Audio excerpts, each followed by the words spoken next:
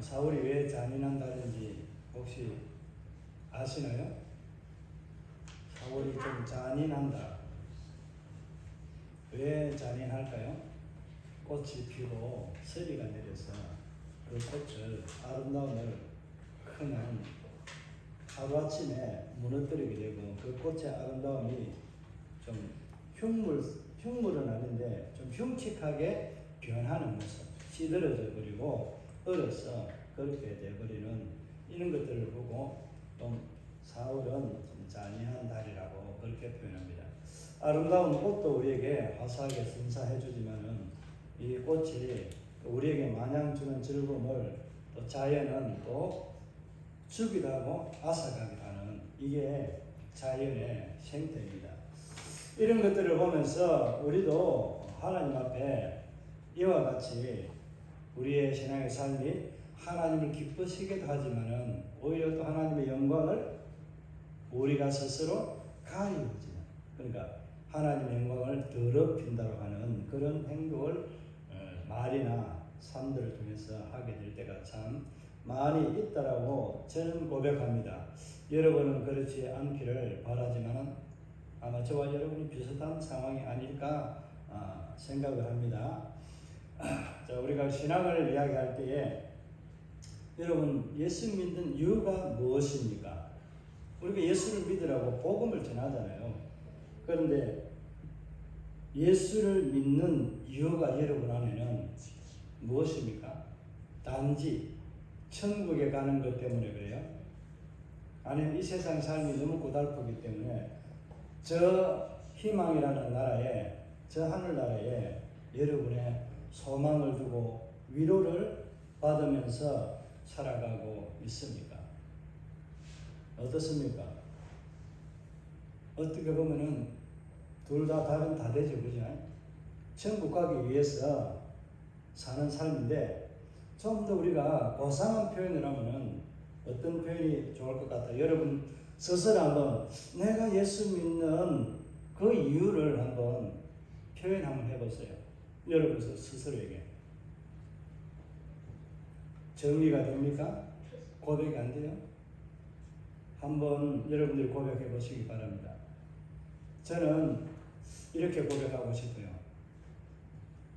단지 예수를 믿는 것은 나의 전부이고 나를 가장 잘 알고 사랑해 주기 때문에 영원히 주님과 함께 동행하면서 살고 싶어요. 그래서 예수를 믿습니다. 제 고백이 좋으면 여러분도 따라해도 되지만은 이와 비슷한 고백을 여러분이 하셔야 됩니다. 그죠? 똑같은 고백은 아닌데 예수와 함께 저 영원한 나라에 함께 있고파 여러분이 예수를 믿는 거잖아요.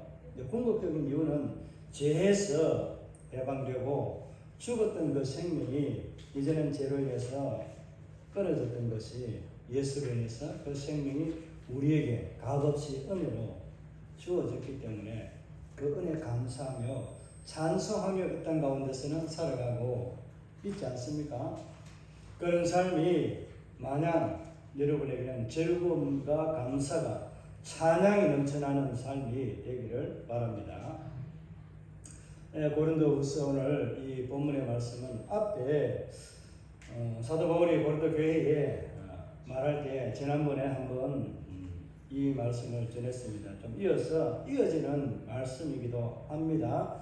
그런데 예수의 그 얼굴의 광채를 어디에게 주었다고요? 우리 마음에 깨달을 수 있고 볼 수 있도록 오늘 7절에 주었다라고 그렇게 말합니다. 우리 6절을 한번 읽어볼까요? 다 같이 한번 읽어봅니다. 시작. 어두운데 빛이라 말씀하셨던 그 하나님께서 예수 그리스도의 얼굴에 있는 하나님의 영광을 아는 빛을 우리 마음에 비추셨느니라. 아멘. 자, 이 말씀은 이해가 가시나요? 그러니까 예수 그리스도 안에 있는 그 영광의 빛을 우리에게 비춰줘서 우리가 볼 수 있고 믿을 수 있도록 해 주셨다는 거예요.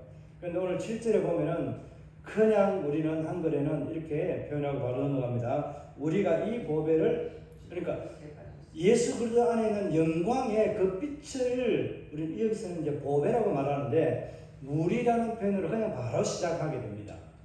앞에 이제 이유라든지 어떤 그런 것을 말하는데 오늘 7절이 바로 예수 그리스도 안에 있는 영광의 빛을 우리가 볼 수 있고 만질 수 있고 느낄 수 있는 은혜를 입었다는 거예요. 그 은혜를 입은 우리에게 어떻게 오늘 사도 바울은 행하는가, 예수님께서 어떻게 우리에게 행해 주시는가 하는 것을 말씀하고 있거든요. 그런데 단어가 하나 빠졌습니다. 그런데, 그러나라는, 이제, 그러나가 좀 더 정확한 표현입니다.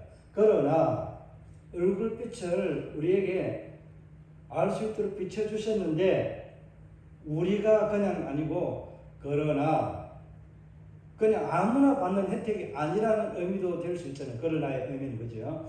뭔가에 대한 이유를 설명하고, 이렇게 했지만은, 그러나, 이렇게 하면은 못 받고, 이렇게 하면은 받는다. 이런 이유와 목적을 우리에게 말하고 있는 거예요. 자, 예수 그리스도 안에 있는 그 영광의 빛을 누가 볼 수 있는 거예요? 우리가 저와 여러분 믿는 자들이 볼 수 있는 특권이 주어졌다는 겁니다. 이 사실에 여러분 감사하시기 바랍니다. 믿는 자들만이 예수 그리스도의 영광을 볼 수 있는 은혜가 특권이 주어졌다는 사실이에요. 이것을 어떻게 볼 수 있고 어떻게 할 수 있는가 하는 것을 말씀할 때에 오늘 무엇으로 비교합니까? 예수 그리스도 그 영광을 오늘 뭐로 표현하고 있어요? 7절에 보배라고 그렇게 보화라고 그렇게 표현하고 있습니다. 이 보화를 무엇에 담았다고요? 질그릇에 담았다고 합니다. 질그릇에 담았다 하니까 여러분 질그릇이 어떤 그릇인지 여러분 잘 아시죠? 그죠? 좋은 그릇이에요? 아니면은 뭐 고급이에요? 아니면은 조금 천하다고 표현하고 있지만은 좀 사용하기 좀 싫어하는 것, 이런 거 다루기 힘든 이런 뭐 그릇이라고 보시면 되잖아요. 그죠? 그러니까 깨지기 쉬운 그릇을 질그릇이라고 표현하잖아요. 자, 오늘 본문에서 왜 사도 바울이 이 보배를 왜 질그릇에 담았을까? 질그릇에 담았는데 이 담은 것이 그 이유가 뭐라고요? 능력이 하나님 안에 있는 예수 그리스도의 능력이 누구에게 있게? 우리에게 있지 않고 그 담긴 보배에 있다는 거예요. 예수에게만 있다는 거예요. 그 능력이 예수에게만 있다는 건데 그러면 이 질그릇이 보배를 담았는데 이 담은 보배가 하는 역할이 뭐예요? 이 보배에 담은 질그릇이 하는 역할이 뭐예요? 아무것도 없다는 거예요. 단지 그 귀한 보배를 담았기 때문에 어떤 거예요? 가치가 있다는 거예요. 결론적으로 말하면은 이 질그릇을 말하고 보배를 담은 그릇이라고 할 때 한마디로 말하면 우리가 성막 성전 아시죠? 그죠? 성막의 지성소를 말하는 거예요. 저와 여러분 지성소고 지성소 안에 뭐가 있어요? 법궤가 있잖아요. 그게 예수 그리스도 그분이 나타나고 하나님 임재 장소잖아요. 하나님 임마누엘 장소고 그곳에서 말씀하시는 하나님의 자소가 누구에게 있는 거예요? 지성소인 저와 여러분 안에 들어와 계시는 것을 그대로 표현하는 거예요. 근데 이것을 그렇게 직접 설명하지 않고 성소라고 설명하지 않고 질그릇과 보배의 관계로서 오늘 사도 바울은 고린도 교회의 성도들에게 말하고 있습니다. 그러니까 여러분은 그 질그릇이라는 것이 뭐예요? 성소라는 거예요. 성소의 개념으로 보셔야 돼요. 이해가 안 가시나요? 이 질그릇이 성소라니까요. 성소인 누구예요? 저와 여러분이 바로 이 질그릇이에요. 질그릇. 질그릇에다가 보배를 담은 거예요. 보배를 담았는데 그 보배가 빛이 나는데 그릇이 좋아서 빛이 나는 것이 아니라 뭐 때문에 빛이 나요? 보배 자체가. 보배 자체가 빛나기 때문에 그 영광의 빛이 있기 때문에 보배가 빛나기 때문에 그 담은 그릇이 빛나는 거예요. 이 관계를 구약에 보면은 이사야 64장에서 보면은 토기장의 비유 들어보셨죠, 그죠? 이 토기장의 비유에는 만드는 토기장이가 진흙을 빚어서 좋은 것, 이제 천하게 쓸 것, 귀하게 쓸 것, 자기 마음대로 만들어 사용하는 권한이 토기장에게 있지 않느냐, 흙에게 있는 것이 아니다라고 말씀하잖아요, 그죠? 이것은 하나님의 창조를 의미하기도 하지만은 하나님께서 누구를 어떻게 쓰느냐, 내가 빚은 피조물 가운데서 천한 것이라도 귀하게 쓸 수 있는 그릇으로 내가 사용할 수 있다는 거예요. 요게 반증하는 것이 디모데후서 2장에 보면은 2절 여기 보면 이렇게 말씀합니다. 그 집안에 뭐가 있다고요? 금과 은그릇, 나무 그릇이 있는데 어떤 그릇을 사용한다고요? 하나님은 금과 은, 나무 그릇이 중요한 것이 아니라, 귀한 그릇이 중요한 것이 아니라 깨끗한 그릇을 사용한다라고 디모데후서는 그렇게 말하고 있습니다. 오늘 이 말씀과 연결해 보면은 어떤 의미가 있어요? 질그릇인 우리를 연약하고 깨지기 쉽고 이렇게 다루기 힘든 이 그릇에다가 뭐를 담아요? 보배를 담아요. 예수 그리스도 그분을 담아서 우리를 어떻게 하는 거예요? 예수 그리스도의 영광을 비춰 우리에게 보여주고 나타내는 거예요. 자, 오늘 이 말씀을 계속 나가면서 조금 뭔가가 좀 이상한 표현으로 표현되는 것들이 좀 있습니다. 이 8절에서부터 시작해서 또 7절을 또 설명하는가 하면은 또 이제 13절, 15절까지 또 보면은 이것을 또 좀 다른 각도의 또 설명을 합니다. 그리고 마지막 이제 16절에서부터 18절까지는 또 다른 말씀을 여기서 하고 있거든요. 그러니까 우리가 이 토기장의 비유와 이 질그릇, 이 그릇에 사용되는 것. 그러니까 질그릇이라고 해서 다루기 힘들지만은 질그릇이 다루기 힘들고 깨지기 쉬운 그릇이라서 우리가 잘 사용하기를 꺼려 하는데 하나님은 어떠한다고요? 사람은 쉽게 보면은 거리감을 두고 선입견이나 이런 것들 때문에 그 사람이 구원 받을까 안 받을까, 하나님 앞에 쓰임 받을까 안 받을까, 못 받을까, 또 저 같은 사람이 어떻게 하나님의 일을 할 수 있을까, 자격이 없다 그렇게 말하지만은 우리 인간의 눈으로 볼 때는 자격 없는 것 같지만 하나님의 기준에는 어떤 자를 사용한다고요? 질그릇과 같은 연약한 자를 사용하신다는 거예요.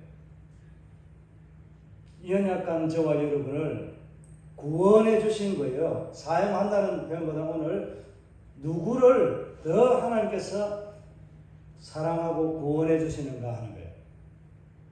여러분, 이 마음이 바로 하나님의 마음인데, 사도 바울이 예수 그리스도 보배를 질그릇에 담았다라고 표현하면서 이 한 표현을 생각할 때 우리가 부모, 육신의 부모로서 가지는 그런 마음들이 여기에 공유되고 있지는 않습니까? 자녀가 많아서 자녀들 다 건강하면은 그렇게 마음을 못 느낄 수도 있습니다. 아니면 형제 중에서도 그렇게 느낄 수도 있지만은, 그러나 부모가 자녀가 있으면 한 명이든 두 명이든지 그 자녀 가운데 조금 상처가 있거나 조금 육체적으로 뭔가가 아픔이 있는 자녀가 나오면요, 그 자녀가 더 사랑해주고 싶고 아껴주고 싶은 거예요. 들키지 않고, 다른 자녀에게 들키지 않고 해주고 싶은데 이게 뻔하게 들켜요. 부모는요, 사랑하는데 들킬 사랑하는 거예요. 우리 하나님이 똑같다는 거예요. 제가 볼 때, 제가 느끼는 것은 그런 하나님이 인간의 육신으로 살아가는 우리의 미천한 생각도 연약한 자, 이런 자를 좀 더 사랑하고 아끼는 것이 인간의 마음에 느껴지고 행해지는데, 우리 하나님은 어떻겠습니까? 세상에 놔두면 지 마음대로 살아가고 잘 살아갈 것 같지만 우리는 그렇게 생각하는데 하나님 오시기에 우리가 어떻게 해요? 연약하여서 넘어지기 쉽고 또 앞을 몰라서 양들과 같이 그 낭떠지를 가도 위험한 것을 가도 알지 못하고 그냥 자기 길을 간다고 즐겁게 가다가 변을 당하는 거예요. 화를 당하고 고난을 입게 되는 거예요. 그럼에도 불구하고 자기는 잘났다고 그렇게 살아가는 그 양을 비유하고 우리에게 연약하고 가치 없는 그런 자를 사랑한다는 것을 오늘 사도 바울이 질그릇을 사용하는데 보배를 담았다고 이 표현을 쓰는 거예요. 그러니까 저와 여러분은 질그릇과 같은 존재라는 것, 그리고 성막의 지성소와 같은 그런 존재가 바로 사람인데 이 사람에게 예수 그리스도의 이름으로 우리에게 찾아오셔서 보배를 그 안에 담아두신 거예요. 임마누엘의 하나님으로 우리에게 오셔서 예수 그리스도의 이름을 드러내게 하는 거예요. 누구를 통해? 질그릇을 통해서, 저와 여러분을 통해서 이 안에 담겨있는 보배를 드러내도록 하기 위해서 질그릇을 사용하시는 거예요. 이 말이 이해가 좀 안 가실 수도 있는데 저와 여러분 죄인이고 구원받을 수 있는 자격을 우리가 얻지 못했던 그 죄의 삶에서 하나님께서는 가장 값지고 귀한 자기의 아들 독생자를 계속의 제물로 주어서 우리를 구원하신 거예요. 구원해서 뭐 하기 위해서? 우리를 구원하신 것은 그분의 아름다운 덕을 뭐 하기 위해서요? 선전하도록 하기 위해서. 베드로에게 그렇게 베드로는 말합니다. 우리를 구원하신 이유는요, 그분이 우리를 구원해 주신 그 아름다운 덕을 선전하도록 하기 위해서 우리를 구원하신 거예요. 그 구원의 은혜의 표현이 바로 오늘 이 사도 바울이 이야기하는 질그릇에 담겨있는 보배입니다. 이것을 질그릇이 아무리 덮으려고 해도 질그릇은 깨지면 그 보화를 담아놓지를 못합니다. 그런데 깨지지 않고 그 질그릇이 어떤 그릇보다도 강하고 빛나고 존귀한 그릇으로 이 보배 때문에 만들어 주시는 거예요. 그러니까 보배 때문이라고 했는데 보배가 그 질그릇을 값지게 만들어 주는 거예요. 우리가 찬송 찬양을 부를 때 값지게 하셨네. 정말 이 값지게 하신 것 하나님 은혜가 여러분의 마음속에 그려집니까? 말할 수 없는 나를 구원해 주신 이 더러운 육신을 구원하여 주신 하나님 그 은혜가 느껴지시냐고요?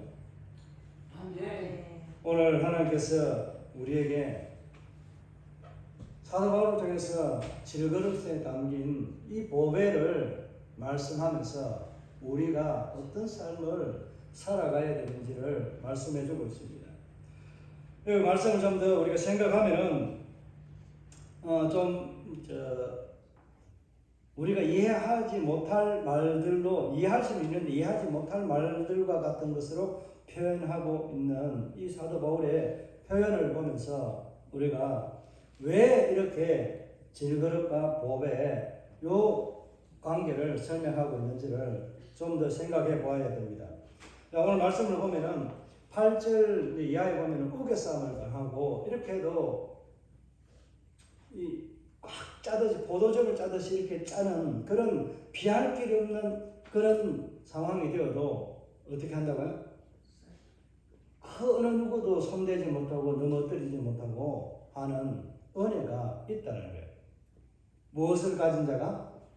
보배를 담은 질그릇에게 그렇게 하신다는 거예요. 그러니까 그 어느 것도 넘어뜨리거나 우리의 사랑을 하나님의 사랑에서 빼앗을 자 없고 이런 것을 오늘 사도 바울이 4가지 표현을 쓰고 있거든요. 한번 볼까요? 우겨쌈을 당하여도 뭐 한다고? 답답한 일을 당하여도 뭐 하고요? 박해를 받아도 뭐 한다고요? 버림받지 않고 또 우리가 끄끄러뜨림을 당하여도 뭐 한다고요? 망하지 않고. 그러니까 이렇게 네 가지 비유로서 오늘 사도 바울이 설명하는데 한마디로 말하면은 예수 믿는 자 그 마음에 질거려 예수 그리스도를 담은 자는 그 어느 것도 세상의 어떤 것도 그것을 빼앗을 수도 없고 넘어뜨릴 수도 없고 그것을 가져갈 수도 없다는 거예요. 그러니까 가져갈 수 없다는 것은 다른 사람이 그 어떤 것도 가져갈 수 없다라는 겁니다. 이렇게 하나님께서 질그릇을 어떻게 여기는 거예요? 정말 보배와 동일하게 여기는, 보배같이 여기는 거예요. 보배처럼. 질그릇처럼 사용할 수 없는 깨지기 쉬운 그런 연약한 존재로만 보는 것이 아니라 어떻게 보고 있다고요? 똑같은 예수 그리스도 그분처럼 여기고 있는 것이 바로 오늘 질그릇이 보배를 담았을 때 입는 혜택이라고 할까요? 은혜라고 그렇게 말씀하고 있습니다. 여러분의 삶이 질그릇에 담겨 있는 보배를 담은 주인공이 되시기를 바랍니다. 이제 10절에 보면은 뭐라고 말합니까? 10절과 11절을 보면은 좀 애매하게 표현을 했거든요. 10절과 11절을 우리 한번 읽어봅시다. 우리가 항상 예수의 죽음을 몸에 짊어지는 예수의 생명이 또한 우리 몸에 나타나게 하려 함이라. 11절 우리 살아있는 자가 항상 예수를 위하여 죽음에 넘겨지는 예수의 생명이 또한 우리 죽을 육체에 나타나게 하려 함이라. 무슨 말인지 이해가 가세요? 이 죽을 육체 또 뭐라고 합니까? 사망 이런 말씀을 하면서 뭐가 우리 몸에 나타나고 짊어졌다라고 하는 건지 이 표현의 관계를 조금 이제 10절과 11절이 이제 약간 거꾸로 한다는 거예요. 이렇게 말하고 있는 거예요. 그러니까 사망과 생명의 관계가 어떤 관계가 있는가 하는 것을 말하고 있는데 요 뒤에서 계속해서 이어져 하는 말씀을 보면은 결론적으로 말하면은 사망이 우리를 지배하고 달려오는 것 같지만은 사망은 우리 안에서 역사하고 생명은 누구 안에서? 너희 안에서 역사한다라고 그렇게 사도 바울이 표현하고 있습니다. 이 의미가 어떤 의미인지 여러분 생각이 답이 됩니까? 왜 사망이 사도 바울이 복음을 전하면서 사망은 내 안에서 우리 안에서 역사하는데 생명은 누구 안에서? 너희 안에 고린도교회 성도 너희 안에 역사한다는 거예요. 여기 이제 좀 설명이 좀 필요하고 이해가 되기가 조금 어려운 점이 있는데 그냥 간단하게 설명하면 그거예요. 사도 바울이 복음을 전하고 이 고린도 교회 성도들에게 그 하나님의 지식을 가르치고 전하는 이 사역이 나중에 뭐 한다고요?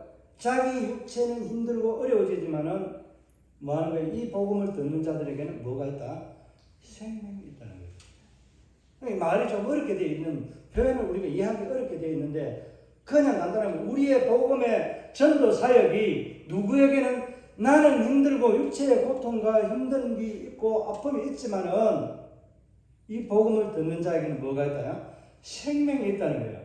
그래서 그 가치는 이루 말할 수 없는 존귀한 가치가 담겨 있는 겁니다. 그래서 오늘 이 표현에서 12절에 뭐라고 말씀합니까? 12절 한번 읽어보십시다. 그런즉 사망은 우리 안에서 역사하고 생명은 너희 안에 역사하느니라. 이제 말씀이 이해가 갑니까? 저와 여러분이 주를 위해서 복음을 전하는 고통이 있어야 생명이 잉태되고 그 생명이 영원히 존재하게 된다는 겁니다. 그 일에 저와 여러분을 불렀고 사용한다는 겁니다.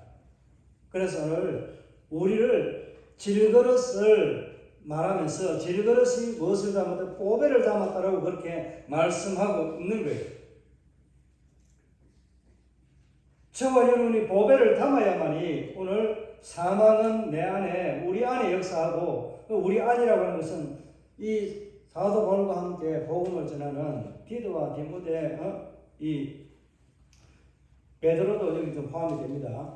이런 사람들이 복음을 전할 때에 했던 그 말로서 그들이 죽고 사망이 다가와야만이 우리에게 생명이 너희에게 증거된다라고 그렇게 말하고 있는 거예요. 제가 한 번 더 언급을 해드린 것은 이 우리라는 표현이 누구를 말하는가 하는 것을 알지만은 그래도 한 번 더 말씀을 드린 거예요. 자, 그런데 오늘 13절에 보면은 또 여기서 기록된 바라고 그렇게 표현하고 있는데 여기서도 또 단어 한 개 빠졌어요.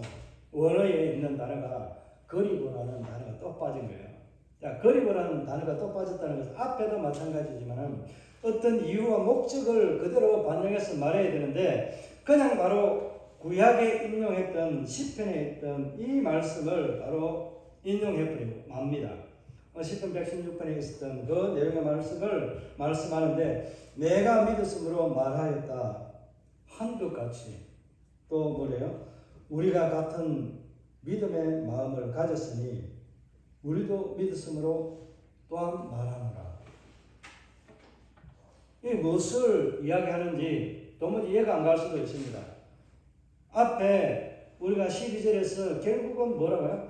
사망과 생명에 이 존재하는 이유가 사망이 내게 와야만이 나를 통해서 복음을 전하고 복음 활동하는 이 전도 활동이 생명이 맺어진다는 거예요. 꼭 같은 말이에요. 우리가 예수를 내가 믿었기 때문에 뭐 할 수 있다고요? 예수를 말할 수 있고 예수를 내가 전가하는 삶을 살고 있기 때문에 어떤 삶을 산다고요? 이제 나도 다른 사람들에게 정말 내가 믿는 예수 삼위 하나님을 말할 수 있다는 거예요. 그러니까 내가 믿지 않고 예수를 말할 수 없는 것, 이것을 말하고 있다고 보시면 됩니다. 그래서 우리는 같은 마음, 같은 신앙을 가지고 뭘 고백해야 돼요? 믿음을 고백하는 거예요. 그래서 그 믿음을 고백하는 것을 다르게 표현하면 오늘 이 표현이 우리에게 질그릇의 표현으로 마무리할 수 있습니다. 같은 마음, 같은 뜻, 뭐예요? 같은 믿음으로 우리는 고백하는 신앙을 가졌을 때 하나의 하나님의 나라의 한 부분이 된다는 거예요. 그러니까 하나가 되고 공동체 하나가 하나님 나라에 완성되어져 가는 믿음의 공동체가 된다는 거예요. 중요한 것은 오늘 사도 바울이 오늘 11절에서 시편 116편에서 말하고 있는 이 말과 같이 내가 믿었고 내가 믿었으니 같은 마음으로 내가 믿는 마음이 다르면 안 된다는 같은 마음으로 같이 믿고 고백하는 그 신앙의 고백이 동일할 때에 우리는 똑같이 주 안에서 예수를 말할 수 있고 하나님을 말할 수 있고 내가 신앙을 말할 수 있다는 거예요.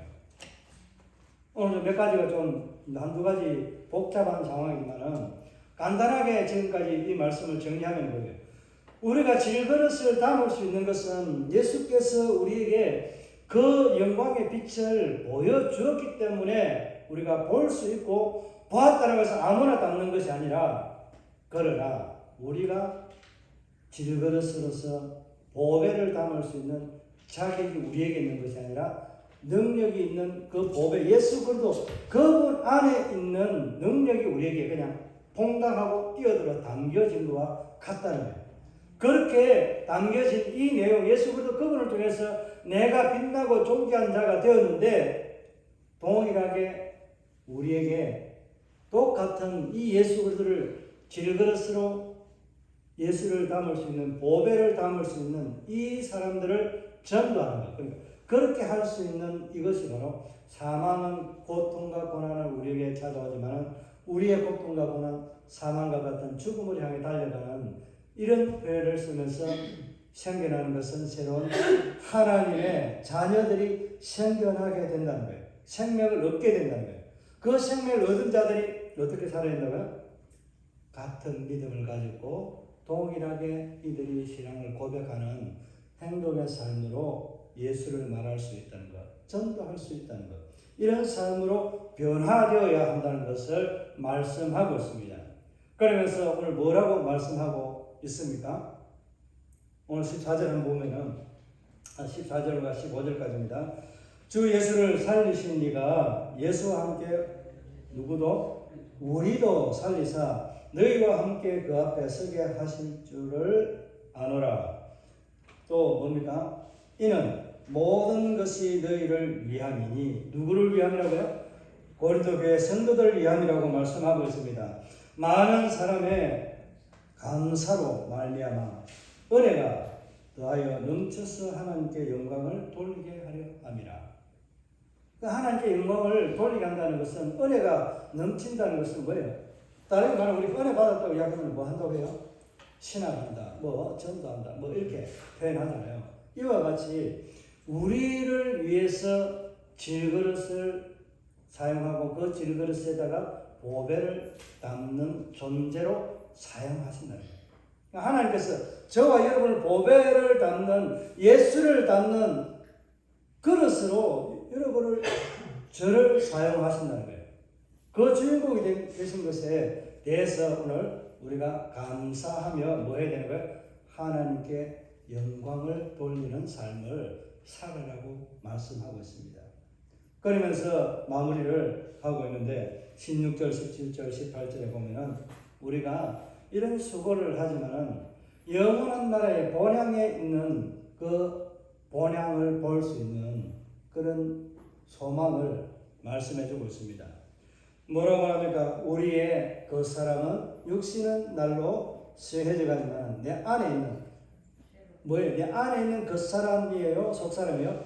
속 사람은 날로 더 뭐 한다고요? 새롭게 된다는 거예요. 누가 새롭게 되는 거예요?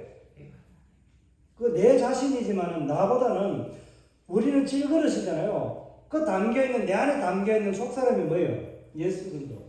그분이 내 안에서 영적으로 날마다 새롭게 만들어주기 때문에 우리의 그 사람은 날마다 죽음이라고 하는 그 자리로 부패하는 자리로 내려가고 있지만은 달려가고 있는데 우리 안에 있는 예수 그리스도 그분은 날로 우리에게 새로운 힘을 주고 변하지 않는 하나님의 은혜를 계속해서 우리에게 보여주시고 있다는 거예요. 그러니까 날로 새롭다는 거죠. 날로 우리에게 새롭게 주어지는 은혜라는 거예요. 그렇게 되는 은혜를 우리가 받고 살아가는데 그러면 이 땅 가운데 살아갈 때에 소망이 어디에 있어야 돼요? 보이는 것에 있어야 됩니까? 보이지 않는 것에 있어야 됩니까? 보이지 않는 것에 있어야 됩니다.